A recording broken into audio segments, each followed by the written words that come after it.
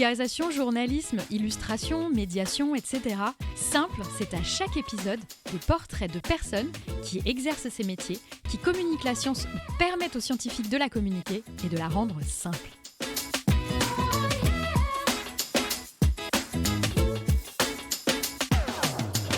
Bonjour et bienvenue dans ce nouvel épisode de Simple. Aujourd'hui, je reçois Lisa Fabrice, médiatrice environnementale. Bonjour Lisa. Bonjour à toi Elodie et à toutes les personnes qui vont passer par là.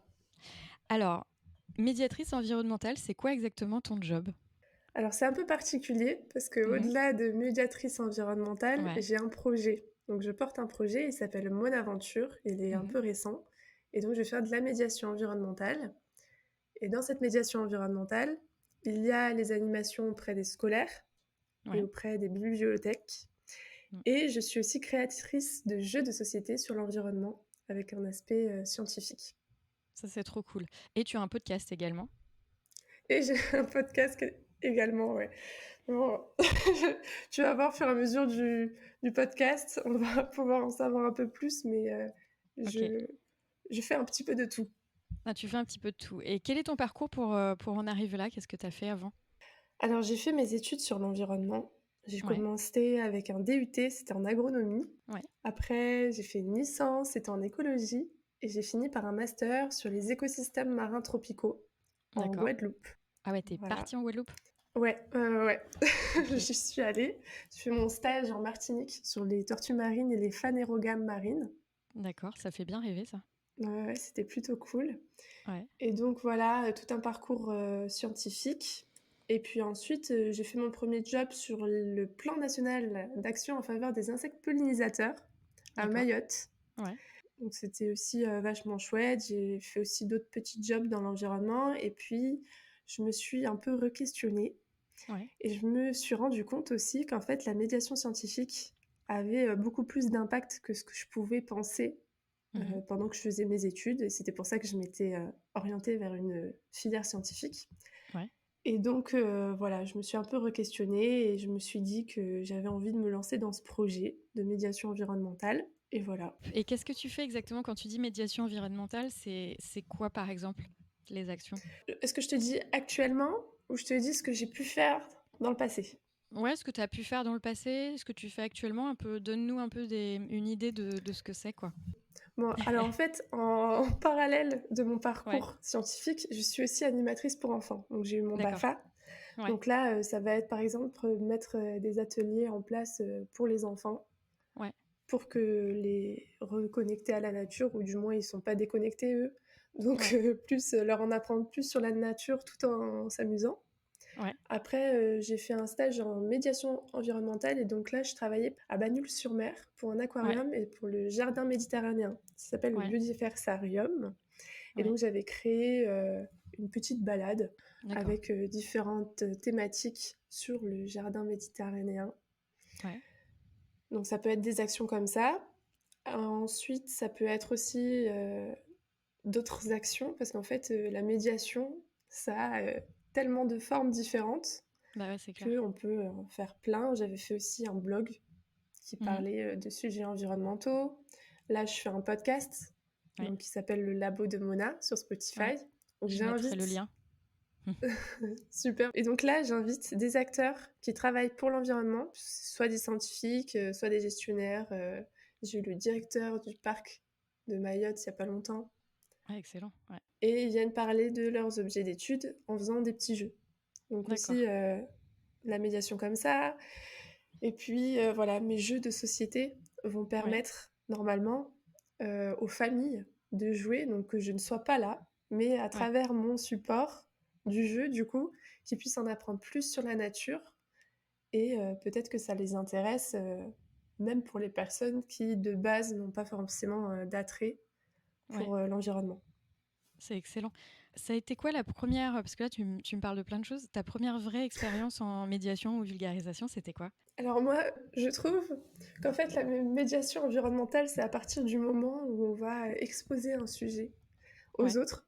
Donc on Mhm. pourrait repartir à très très loin, en CM2. Ouais, J'avais fait un exposé sur les pandas à la ouais, classe. Ouais. et voilà, j'avais demandé, j'avais fait ça, je crois pas que c'était dans un cadre particulier, donc c'était, ma première action, on va dire. Ouais.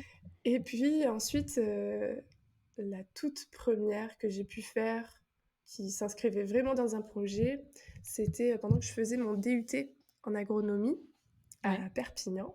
On avait fait, on était 2, un événement sur, les abeilles et sur Ouais. l'apiculture parce qu'en fait, c'était dans un projet tutoré sur la filière apicole Ouais. et donc on avait organisé toute une journée où il y avait, des apiculteurs, on avait fait, des expositions, des petits jeux pour les enfants, ils avaient tout un parcours et voilà pour, mettre en avant la filière apicole. En partie, c'était une de nos actions et du coup, Ouais. c'est un super souvenir. Excellent. Et justement, j'allais j'allais y arriver. C'est quoi ton meilleur souvenir? Donc là, on a parlé des premières choses. Ça fait déjà combien de temps que tu fais de la médiation environnementale? Alors la médiation environnementale, ça fait combien de temps? Ce serait Mmh. compliqué à te dire. Ma première Ouais. expérience, du coup, je l'ai eue en DUT, donc c'était juste Ouais. après mon bac, donc on va dire que ça doit faire, 8 ans à peu près. D'accord. Ouais. Et aussi du fait que j'avais le BAFA et que j'animais tous les étés, Bah ouais. Ah, c'est trop cool ça. voilà, des ateliers. Je vais dire que c'était à partir de là et que j'ai eu aussi un stage de médiatrice environnementale, mais Ouais. sinon, dans ma vie professionnelle, hors études, hors, oui, non, en fait, à partir du moment où j'ai fini mes études, c'est maintenant que je me lance vraiment dans la médiation. Ouais. Après, à Mayotte, on avait aussi des petits stands dans tout ce qui Ouais. était fête, de la nature et cetera, où on faisait aussi de la médiation. Donc en fait, j'en ai toujours fait un petit peu, dans tous mes jobs, dès que j'en avais l'occasion. Et c'est quoi ton meilleur souvenir? Le truc que tu as le plus aimé faire ou qui t'a ou le moment où tu t'es dit: «Waouh, c'est top, j'ai adoré», où j'ai vraiment eu un impact, tu vois? Ça peut être, plein de choses. Bah, c'est super compliqué parce qu'en fait, moi, je suis facilement dès qu'il suffit qu'il y ait un enfant qui ait bien aimé Ouais, mon stand, un enfant qui reparte avec le sourire pour que ce soit une action réussie. Donc d'accord. on va dire que j'ai vraiment du mal à faire un choix parce que j'ai eu tellement de bons moments et ce qui me plaît justement, c'est, de dialoguer, de rencontrer les gens, qu'on parle ensemble, en fait. Que ça soit Ouais, très interactif. Au-delà de la vulgarisation scientifique que je fais, en fait, ce qui m'intéresse ouais, le plus, c'est les médiations, quand il y a de l'échange. ouais, Donc, j'aurais du mal. Je vais dire à chaque fois que j'ai pu avoir une interaction avec quelqu'un et que ça lui a appris quelque chose et que ou que ça lui a donné le sourire, quoi. ouais. Et du coup, la truc préféré de ton boulot, clairement, c'est quand il y a des discussions, quand il y a des dialogues? C'est super compliqué parce que du coup, là, je me lance dans l'entrepreneuriat. Donc, Ouais, j'ai plusieurs facettes à gérer en même temps. ouais, Et il y a pas longtemps, là, j'ai fait une formation justement sur l'entrepreneuriat, pour pouvoir se lancer et on remplissait, des quiz qui étaient, ouais, plutôt longs et qui te disaient ton profil, là où est-ce que tu te démarquais ou du moins où tu faisais attention, donc il fallait que tu fasses attention aux autres, éléments et en ouais. fait, c'est la première fois que ça lui arrivait à la dame, la formatrice. Moi, j'étais égale à tout, tous les Oh niveaux, non! donc j'aime tout, c'est ça. J'aime tout, je fais attention à tout, je suis un peu, donc il y avait écrit couteau suisse, donc c'est un Ouais, peu la réalité, j'ai du mal à faire des choix et justement c'est ça le défaut, c'est que du coup je vais pouvoir m'éparpiller parce que je vais vouloir tout faire en même temps et que j'aime tout faire. d'accord. Mais après c'est vrai OK. que le moment où je vais dialoguer avec, le public et surtout les enfants, j'avoue, c'est un peu, mes moments préférés. Oui, parce qu'on va dire que faire des devis et des factures, ça peut pas être ton moment préféré. Alors non, c'est pas mon moment préféré, mais par contre, les écrire, tu vois? Vu que Ouais, je suis à j'apprends, vu que ouais, c'est là, j'ai fait mes premiers devis, ouais, bah, ça me plaît parce que tu vois, il faut faire attention à ça, puis ouais, c'est un devis, moi, ça a été mes premiers du coup qui ont été signés, donc ouais. Non, du coup, c'est cool c'est les c'est premiers. Ouais, c'est ça, donc peut-être que je pourrais dire autre chose dans ouais. dans quelques mois. C'est chouette d'avoir un boulot où tu kiffes tout. Mais effectivement, ouais, quand t'entends parler, dès que t'as du public, c'est chouette. Et c'est vrai que c'est toujours chouette d'avoir un retour, de voir que les gens apprécient les actions et tout. Et tu vois, enfin, par exemple, moi, quand Pint of Science, on passe 1 an à préparer le festival. Et le meilleur moment, c'est les 3 jours. Alors, c'est dur, tu vois, un an de préparation pour 3 jours de festival. Mais voir que les gens kiffent, que les gens passent un bon moment, à la fois le public et les scientifiques, c'est vraiment le meilleur moment, quoi. En fait, tout ton job, il est fait pour ça. Ouais, exactement. Tu mets tout ça, en place pour qu'il y ait l'interaction avec le public. Ouais. Après 1 an quand même pour, 3 jours, faut en vouloir, tu vois? Ouais, ouais, ouais. Après, c'est pas 1 an, plein temps, hein, mais c'est l'événementiel, c'est hyper ingrat, en fait. Tu passes énormément de temps, ça se voit pas. Tu fais des tâches super ingrates pour, parfois, 1 journée, 2 jours, quelques jours, quoi. Mais, heureusement, c'est pas 1 an plein temps, mais, ouais, ça prend du temps, quoi. J'imagine que c'est en groupe aussi que vous mettez ça en place? Ouais, bah, il y a du groupe, il y a du tout seul, il y a vraiment un peu de tout, mais, ouais, ouais, c'est l'événementiel, c'est spécial. Moi, j'aime bien, justement travailler en groupe. Là, pour le moment, je suis toute seule et j'espère Ouais, pouvoir travailler en groupe, à partir d'un certain moment. Justement, ouais. pour toute cette phase de préparation, du coup, je pense que c'est, d'autant plus riche de travailler avec, d'autres personnes. Bah, ce qui est bien, c'est que ces autres personnes t'apportent plein de choses. Tu vois, moi, je travaille toute seule en freelance, mais j'ai plein de projets sur lesquels je suis sur du groupe, en fait. Donc, je vole les équipes à chaque fois. C'est assez rigolo. J'ai l'impression d'être un Bernard Lhermitte. Tu sais, j'ai pas vraiment de maison. Mais à chaque fois que je bosse avec un groupe, en fait, je vole l'équipe et du coup, on discute. Parfois, on se fait du coworking avec d'autres gens. Tu vois, je travaille des après-midi avec d'autres équipes. C'est vraiment ça. Je vole les équipes des autres gens. Et, et c'est cool parce que ça permet de discuter, ça permet de bosser en groupe, voilà, de faire plein de choses. Et de moins se sentir seul aussi parce que parfois, quand on est freelance, on se sent un peu seul parce on est toute la journée tout seul, quoi. C'est ça. Bah, c'est pour ça que moi, Ouais. je vais, sur, tous les événements possibles, enfin ceux que je vois près de chez moi, parce qu'en fait, c'est là où je vais rencontrer des gens et c'est un peu ce qui nourrit, même notre travail, quoi. Carrément, tu fais bien. C'est exactement ce que je fais aussi. Alors, on va continuer. Là, tu es au début, donc imagine, tu as dû tester des trucs, mais je pense que tu dois avoir plein de choses que tu as encore envie de tester. Imagine, je te dis demain, tu n'as pas de contraintes temporelles, tu n'as pas de contraintes financières, tu n'as aucune contrainte. C'est quoi le truc que tu aimerais vraiment tester? Alors, je pense à 2 choses. Ouais. Donc la première, ce serait, d'ouvrir un café-jeu Ah, excellent. Ouais. et en fait, qu'il y ait des animations, des temps d'atelier, Ouais. sur l'environnement scientifique et cetera et Mhm. que les gens puissent, en fait, aller, boire un thé ou un café ou prendre un goûter et en même temps Ouais. jouer, en fait, au jeu, et du coup, forcément, la thématique, ça serait, scientifique, environnementale, voilà, donc plein de jeux là-dessus et Ouais. avec une petite partie où là, il y aurait, ma boutique, on va dire, avec, mes jeux.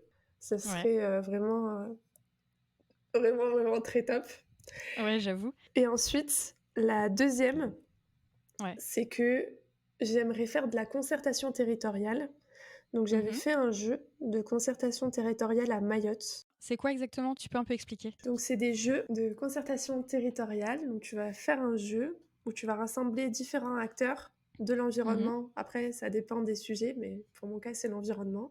Donc Ouais. mettons qu'il y a un problème par rapport à la distribution de l'eau, je sais pas. Tu vas réunir tous les acteurs autour de la distribution de l'eau et Ouais. tu vas favoriser le dialogue en les faisant jouer à des jeux qui en fait Mhm. est du serious game, donc c'est des jeux Ouais. sérieux Ouais. avec des éléments qui sont factuels et le fait de nourrir le dialogue, ça va permettre par la suite d'autres avancées et de pouvoir normalement faire avancer le sujet au D'accord. travers le jeu qui est en fait un outil qui va aider à la démarche, mais en fait c'est toute une démarche qui est mise en place dans une commune ou par un acteur pour faire Ouais. avancer sur une question qui lie différents acteurs d'un territoire. Excellent. Et d'ailleurs, tu parlais de tes jeux tout à l'heure.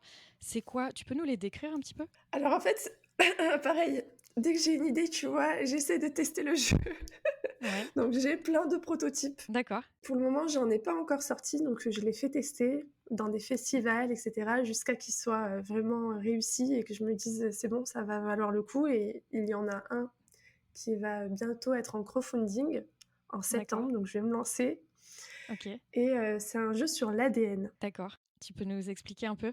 Ouais, c'est un jeu de cartes Ouais. collaboratif. Donc on est tous Ouais. ensemble, on a notre jeu de cartes. On met pour la première partie l'humain tout Mhm. à gauche. Et ensuite, on va Mhm. piocher les cartes, chacun Mhm. son tour. Et on va poser un peu comme une frise en fait. La carte qu'on pense être la plus proche de l'humain au niveau de l'ADN. donc là c'est l'ADN codant, ce qui permet de faire les protéines, à celle qu'on pense être le moins proche. Et donc c'est des espèces. Donc ça veut dire on va avoir la mouche, on va avoir une tomate, et donc l'objectif c'est de bien placer les cartes par rapport à l'ADN qui est partagé avec l'humain, qu'on a un similaire en fait avec chaque espèce. Et au fur et à mesure on va construire une frise. C'est celui qui a la carte qui décide de la position finale de la D'accord. carte. Et l'objectif c'est de faire moins de 5 erreurs. Pour le moment il n'y a pas grand monde qui a Ouais. réussi. Et en fait, ce jeu, tu peux le faire avec plein de variantes parce qu'en fait, la première partie, les personnes, elles arrivent mieux à se situer vu qu'on parle de l'humain. Mais on peut très bien partir Ouais. de la mouche, Ouais. par exemple. Et donc là, l'ordre va être complètement modifié. Donc c'est un jeu qui fonctionne super bien parce qu'il incite beaucoup au débat. Tout le monde qui donne un peu son point de vue dans le groupe. Ouais, bah, j'imagine. Ah, écoutez, c'est pépite. J'adore. Donc voilà.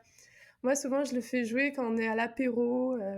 C'est un jeu, en fait, aussi pour adultes. Et D'accord. c'est vrai que c'est ce qui manque, en fait. Les jeux qui touchent à l'environnement, à ces sujets-là un peu scientifiques, pour les adultes, il y en a un peu moins que pour les enfants. Et donc, j'ai essayé aussi d'apporter ça pour les adultes. Et donc, autour d'un apéro, avoir son petit jeu de cartes et réfléchir en groupe. Voilà. Super. Normalement, au moment où vous écoutez ce podcast, au moment où ce podcast sort, le crowdfunding il sera déjà en route. Donc, je le mets en description. Donc, vous pouvez trouver le lien en description. Vous pouvez avoir plus d'infos sur le jeu et le soutenir. Et d'ailleurs, quand tu parles de café-jeu, en fait, je ne sais pas si tu connais, mais il y a Jessica Garou à Paris qui a créé les Astroludes. Alors elle, c'est plutôt Astro, hein, Astrolude. Et l'idée, c'est justement, elle se déplace avec plein de jeux. Alors ça peut être dans des cafés, ça peut être dans des bars à jeux, bien sûr parfois sur des festivals, etc. Je vais voir s'il y a un lien à vous mettre en description, si ça vous intéresse de suivre ça. Et sinon, je pense que sur les réseaux sociaux, vous la retrouverez avec Astrolude. Ouais, bah c'est un super projet. J'en avais jamais entendu parler. Enfin, tu vois, ça va être plus des animations lors d'événements, etc. Mais j'avais pas pensé à aller de café en café. J'imagine que c'est un gros taf, Ouais, il doit y avoir une grosse logistique derrière. beaucoup de déplacements, etc. Mais au niveau de la communication, c'est top parce que du coup, elle voit vraiment plusieurs personnes de partout. Et je sais pas, elle arrive à se faire rémunérer en allant dans les cafés ou elle le fait bénévolement? Alors écoute, je sais pas du tout. Je pense que c'est une bonne question à lui poser et à lui voir avec elle comment elle fait parce que c'est vraiment très chouette comme concept. Bah, j'irai lui demander. Après, ça demande tellement de temps que c'est quelque chose que j'aimerais bien, mais je pense qu'il faudrait qu'on soit plusieurs dans l'équipe pour pouvoir faire ça, parce que entre créer, gérer ton entreprise, envoyer les jeux et en plus te déplacer, il faut quand même avoir une sacrée organisation. Oui, c'est clair, c'est du boulot. Alors on arrive à la fin de ce podcast et traditionnellement, je termine toujours par te demander est-ce que tu aurais 3 conseils, alors on peut déborder, on peut dire 4 si tu veux vraiment, à des gens qui auraient envie de faire la même chose que toi. Donc ça peut être des conseils sur des choses que tu aurais aimé savoir quand tu as commencé. Comme tu disais, il y a de multiples manières de faire de la médiation, et je pense que du coup, il y a de multiples parcours pour faire de la médiation. Ouais, complètement. Donc tu peux venir de tellement de milieux différents que moi, mes conseils, en fait, ils s'appliquent. Si tu as un petit peu mon parcours, dans le sens où c'est pas grave si tu les appliques pas, parce que je suis sûre que tant que tu en as envie, en fait, tu vas réussir à faire ton chemin avec tes armes. Mais ce qui, moi, m'a aidé, si jamais ça peut résonner chez quelqu'un, Mhm. la première chose, ce serait de vérifier les informations qu'on donne au travers de nos jeux.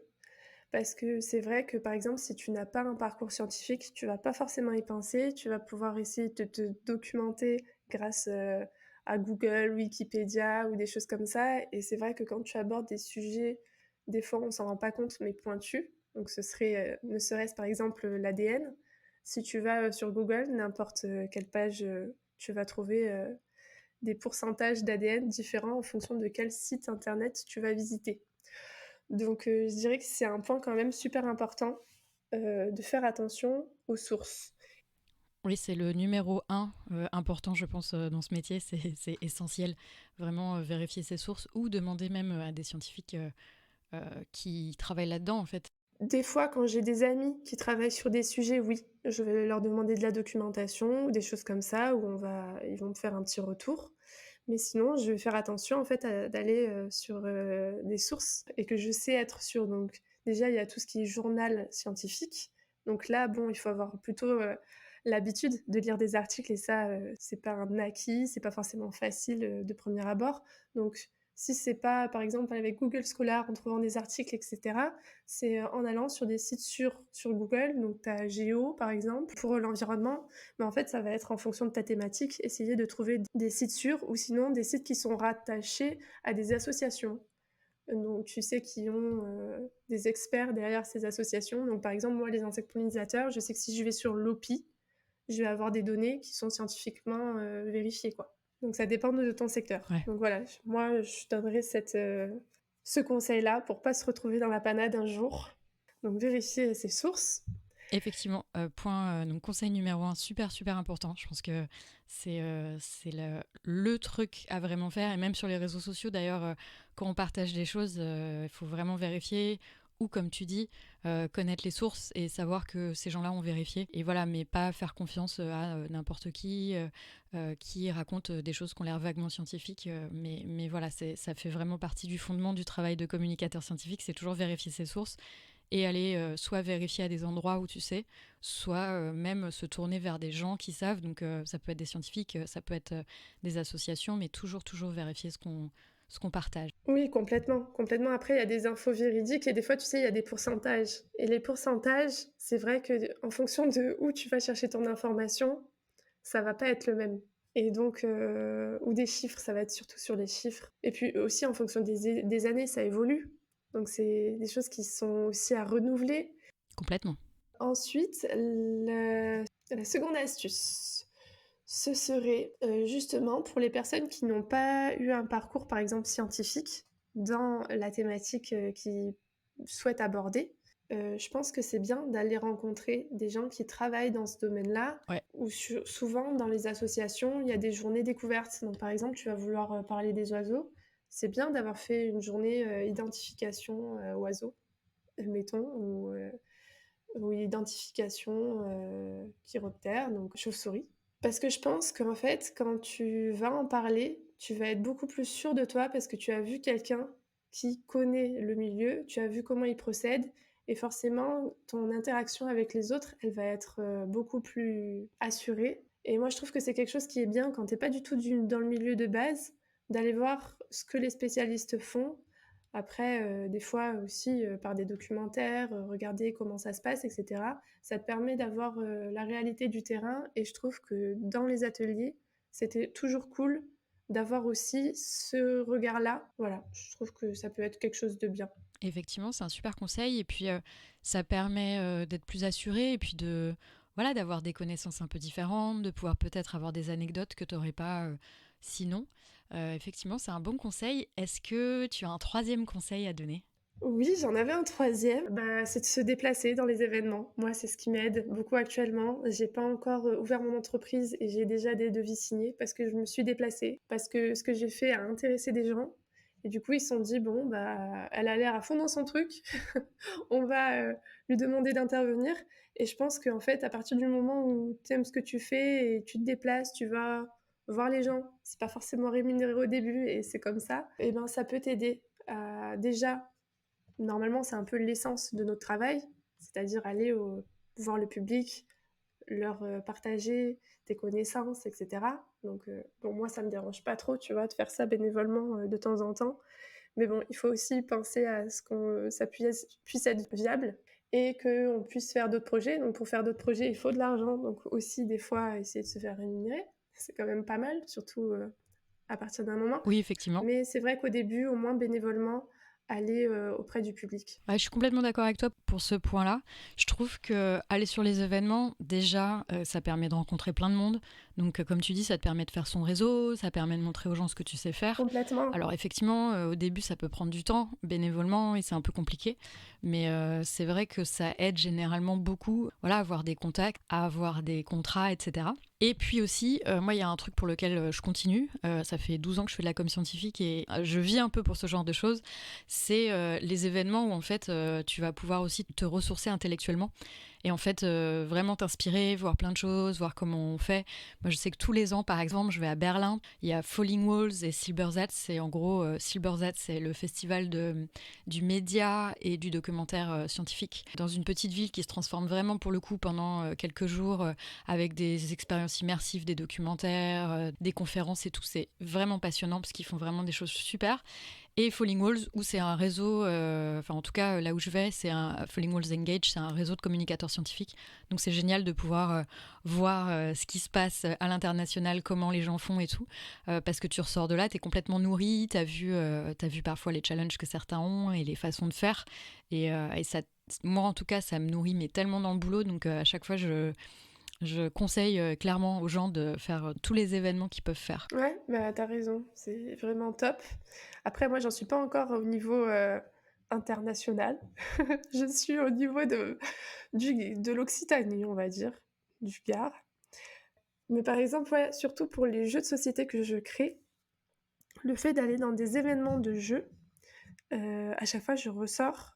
Donc, c'est pas sur mathématiques, souvent, en fait, je vais voir des personnes qui font des jeux ultra poussés, pas du tout sur la thématique de l'environnement. Mais en fait, les mécanismes me donnent des idées pour mes thématiques. Bah ouais, ça inspire. C'est ça. Après, par exemple, le jeu dont je t'ai parlé, le Mon ADN, lui, je l'ai fait avant tout ça, donc la thématique, la mécanique est plutôt facile. Mhm. Mais là, du coup, j'ai pu créer des jeux avec une mécanique un peu plus poussée. Et c'est grâce au fait que je sois allée sur des événements et que, en fait, tes collègues, les gens qui travaillent sur les mêmes choses que toi, en fait, elles sont super inspirantes. Excellent, bah ouais, carrément. Ça te fait sortir la tête du quotidien en fait, et du coup c'est une petite bouffée d'air frais et puis souvent une inspiration, et puis de voir comment les autres font, c'est toujours vraiment chouette. Yes. Ça y est, on arrive à la fin de ce podcast. Merci beaucoup Lisa pour tout ce que tu nous as raconté. Alors comme j'ai dit tout au long de l'épisode, je vais mettre tous les liens des choses dont on a parlé en description. Surtout le lien de ton crowdfunding pour soutenir le jeu Mon ADN, puis les liens pour te contacter si les gens ont envie de discuter avec toi et te poser toutes leurs questions. Merci à toi. Après, moi, je suis preneuse de projets. S'il y a des gens qui ont des jolis projets, de faire ça en groupe, je suis preneuse. Et merci pour ce podcast. C'est rigolo de se faire interviewer et pas d'être l'intervieweuse. Donc, merci, c'était un chouette moment. Merci à toi Lisa, à bientôt. À très bientôt!